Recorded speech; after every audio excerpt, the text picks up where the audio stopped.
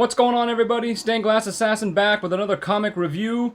Before I begin, I just want to mention that in my first video I was having some trouble with the autofocus. I didn't really catch it in my editing session, but a buddy of mine watched my first video and gave me a few pointers, so I've tweaked some settings, so I'm hoping that the issue of all the fuzziness behind me is taken care of. So I apologize for the first video, but hey, learning as I go.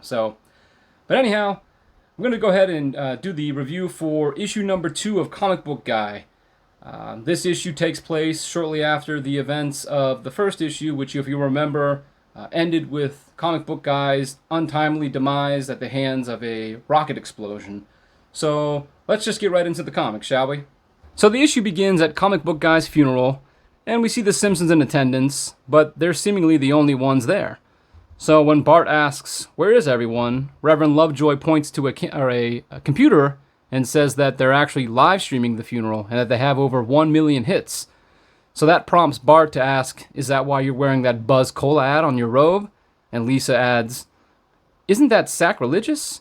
And of course Lovejoy says, more like sacrilegious, as he's chugging down a Buzz Cola. So anyway, Lovejoy proceeds to announce that the eulogy will be read by a special guest, a man who needs no introduction. However, he did write one himself. So Lovejoy begins to read the introduction, and 3 hours later, we finally get introduced to none other than Stan Lee. So Stan Lee gives a nice heartfelt eulogy, kind of going over the type of collector and the type of fan that Comic Book Guy was. And I like this panel here where he says, "We mourn the loss of this man, this monster of collectors, as he begins his journey into mystery. And so I say, Excelsior, Comic Book Guy." A fitting farewell to Comic Book Guy, if I say so myself. But unfortunately, Stan Lee overstays his welcome and prepares to tell everyone about some upcoming projects he has. But before he can do so, Lovejoy sends Kearney, kind of like a bouncer, and escorts him off the premise. So the ceremony ends, and we see Bart standing next to Comic Book Guy's grave with one last sad goodbye. He says, "I hope God's a collector and that you're in his best Mylar bag." Afterwards, Homer has a sudden craving for a milkshake, and he's in luck because Lovejoy points out that a Krusty Burger has just opened up near the cemetery. And so the chapter ends with the Simpson family seemingly marching off towards Krusty Burger, and we get one last glimpse of Comic Book Guy's gravestone, which reads, "Quit reading my tombstone. This is a cemetery, not a library." Now, I mentioned in the previous review about Ian Boothby's ability to capture the essence of the characters from the show and kind of transplant them into the book. And there are 3 examples of that in this opening chapter. Reverend Lovejoy's ethics have been called into question a number of times, but for instance, in Season 5's Homer's Barbershop Quartet, he has the B-sharps singing at a sermon, and Ned Flanders mentions that this isn't really a hymn, but Lovejoy kind of ignores him as he sees the collection plate filling up with money, and he responds, "Ching ching," you know.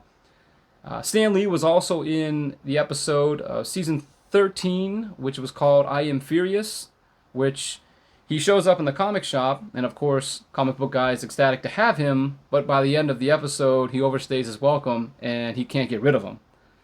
And then finally, in the Season 6 episode, Round Springfield, which is the episode that Bleeding Gums Murphy dies, at his funeral, Homer is craving a hot dog, and he's lucky because there happens to be a hot dog vendor there. Here, he wants a milkshake. Again, he's lucky because a Krusty Burger opens up. Now, I'm not sure if Boothby had intended to make those comparisons, but the way he writes, I immediately, thought of those episodes as I was reading this book, so just kind of another testament to his writing, and he does that a lot, not just in this miniseries, but in all the Simpsons comics. But let's get back to the comic. So the next chapter begins the next day at the Android's dungeon, where we see the blue-haired attorney playing Comic Book Guy's video will. And we see a number of people in attendance. We see, Mr. Burns, Carl, Lenny, Principal Skinner, of course the Simpsons, amongst others. And Comic Book Guy takes a moment to kind of brag about some of his romantic conquests, which include Edna Krabappel and, of course, Agnes Skinner. And I like here how Principal Skinner is prompted to get up and leave, saying that he's going to wash his eyes out with rubbing alcohol.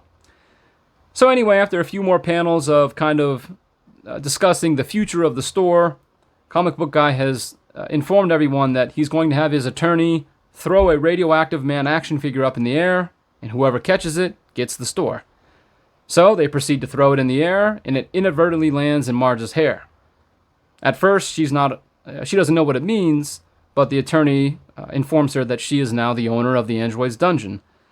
So she's not sure what to do, but after a quick pep talk, Lisa convinces her that she's more than capable of running the store, and she's seemingly excited to do so. Of course, Bart is not convinced, and that's how the chapter ends. It's a short and sweet chapter, but it leads directly into chapter 3, which is a week later, and we see Marge and Bart standing outside of the store, which she's made some renovations. Of course, she's put a mother's touch on everything. As you can see, it's now called the Android's Playroom. I like it here how it says, "Take me to your safe and fun toys and books." Of course, Bart is less than thrilled, and things only get worse as she goes inside and tells Bart of what she's selling, or what she's not selling, I should say, because everyone soon finds out that there are no more action figures, no more role-playing games, no more baseball cards. In fact, no more comics unless they have the word little in the title. And I love how Gary here mentions, comic stores aren't for children. They're for emotionally arrested adults. Have you read a comic book lately? So true, Gary. So true. So anyway, everyone storms out of the store in disbelief and angry for obvious reasons, all but Nelson. Now, I just want to mention real quick that there is a small kind of sub-story that begins in this episode, or I should say this issue, between Marge and Nelson. If you remember in season 16, Sleeping with the Enemy, Marge kind of takes Nelson under her wing and gives him the motherly love that he doesn't get at home. Same thing happens in this book. He becomes kind of enamored with the fact that she treats him like a son, so he hangs around the shop and she gives him some chores to do. It's only about 2, maybe 3 pages in each of the subsequent issues, and it doesn't really add anything to the overall story, but I thought I'd just mention it real quick. But I digress. So anyway, later that night, we see Doug, Gary, and Benjamin lamenting over the loss of their comic store and how are they going to get new comics. So Benjamin says we could always illegally download comics online, to which Doug says, isn't that ethically dubious? So they decide to go onto a comic message board and get some answers. But after several posts, they quickly realize that no one's making any mean or sarcastic remarks. In fact, they're having full, interesting conversations, which leads them to the conclusion that most, if not all, of the snark online was comic book guy disguising himself as many different names. So you see Benjamin here says, and now that he's gone, the internet is at peace, an online utopia. Of course, news spreads quickly all the way out in Hollywood, where we go to a bar where we see a bunch of directors seemingly suffering from PTSD, and I'm guessing that's Kevin Smith, but he bursts in and says, fellow directors, did you hear? The internet is safe. We no longer have to be afraid of people making fun of us online. And Quentin Tarantino says, you mean we can finally make the films we've always wanted to? So as news spreads, we fast forward to Washington, D.C., where Russ Cargill, now you remember Russ from the Simpsons movie, he's the EPA agent that essentially condemned the Simpsons or Springfield to death, putting the dome over top of them. And to my knowledge, he hasn't made any other appearance in The Simpsons except for, I think, a montage during one of the Treehouse of Horrors, the entrance videos. So this is his only real kind of prominent role since then. But anyhow, he goes on and tells President Rainier Wolfcastle, he says that the internet has lost all its snark, and because of that, people are having actual open exchange of ideas and beliefs. Of course, the president says that sounds dangerous. And 5 minutes later, he has a press conference effectively shutting down the internet. And I love the little Easter egg there of Al Gore saying, dang it, do you know how hard it was to invent that? So anyway, panic ensues back in Springfield, and all the geeks and nerds run outside, unsure of how they'll communicate with the outside world. So Lisa mentions that perhaps you should just have actual, real conversations.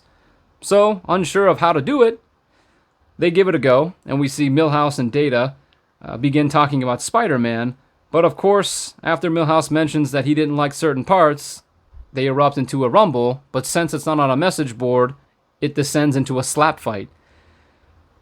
Now, Gary quickly intervenes and says, look, we need to stick together, we can't fight amongst each other, and Milhouse says, you're right, we geeks need to stick together. But Martin says, we're not geeks, we're nerds, and we're proud of it. Benjamin quickly replies, we're not nerds, nerds are lame. And of course Gary says, no, geeks are lame, nerds rule. And of course the final panel ends with, of course you know, this means war. So later that day we see Russ Cargill run down to City Hall, and he tries to warn Mayor Quimby of the impending war that's about to take place. But as he directs his attention to the window, they both realize that they're too late and the battle has begun. And the final page ends with this epic panel. I mean, look at that. You've got all the nerds and geeks lined up. You've got Thor, Batman, a little Harry Potter, Doctor Who. I mean, you even got Marie Curie in the back there, Shaun of the Dead, Doc Ock. It's just an awesome picture to end with. And with that, issue number 2 of Comic Book Guy comes to a close. Now, as you can see, there's not as much pop culture reference as there was in the first issue, but I mean, Comic Book Guy's not in it, so that's, you know, that's to be expected. But there's still plenty of geeky goodness.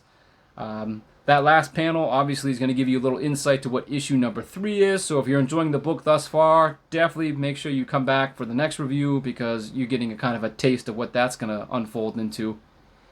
I've already propped up the creative team before, of course Boothby's writing, but I really enjoyed Delaney and Hamill's art on this. It really pops out. It looks kind of like an episode just put into the book, so I can't praise them enough. Anyhow, that's going to do it for this review. Be sure to leave some comments down below if you've read the book, if you like it, if you're enjoying it thus far. Either way, leave some feedback. I look forward to reading it. While you're down there, hit the like button, hit that subscribe button so you know when the next review comes out. And until then, thanks for watching. I'll see you next time.